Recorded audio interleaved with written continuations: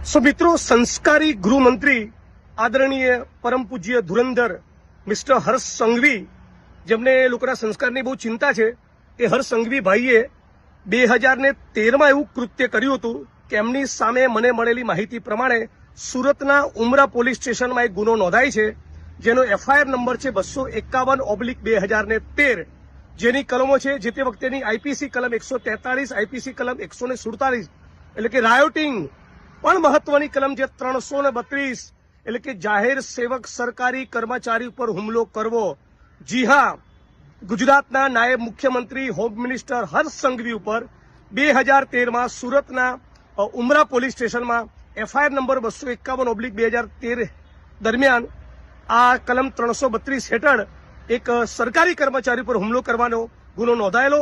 મારી શુદ્ધ જાણકારી મુજબ સબ્જેક્ટ ટુ કરેક્શન, ભૂલ થતી હશે, હું જાહેરમાં સોરી કહીશ, પણ મારી શુદ્ધ જાણકારી પ્રમાણે જે જાહેર સેવક ઉપર હુમલાનો એમની ઉપર આરોપ હતો અને ગુનો દાખલ થયેલો, એ પોતે પોલીસ સબ ઇન્સ્પેક્ટર હતા. ગુજરાતમાં ભારતીય જનતા પાર્ટીના માણસો જે પોલીસના મિત્રોને મારી સામે ઉશ્કેરી રહ્યા છે, એ લોકો જાણે કે હર્ષ સંઘવી કેટલા સંસ્કારી છે, એમના સંસ્કાર કેટલા ઉજળા છે કે જાહેર સેવક પોલીસ કર્મીની ઉપર હુમલો કરવાનો આઈપીસીની કલમ 332 મુજબ એમની સામે ઉમરા પોલીસ સ્ટેશનમાં જે તે વખતે ગુનો દાખલ થયેલો. અને પછી આગળ જતા તમે સમજી શકો છો, કલમો નીકળી ગયેલી અને સાદી એકાદી કલમ કદાચ કોઈ બચી હતી.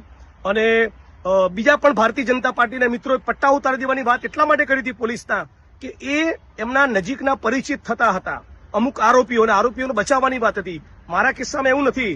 જે દારૂ જુગારના ડ્રગ્સમાંથી કમાઈ એના પટ્ટા ઉતારવાની, એમને સસ્પેન્ડ કરવાની વાત કરી હતી. એટલે આટલી એક વાત સમગ્ર ગુજરાતની મીડિયા અને સમગ્ર ગુજરાતની જનતા સમક્ષ રજૂ કરવા માંગુ છું. આશા રાખું છું કે આ વિડીયો સંસ્કારી મંત્રીને ખૂબ પસંદ આવશે.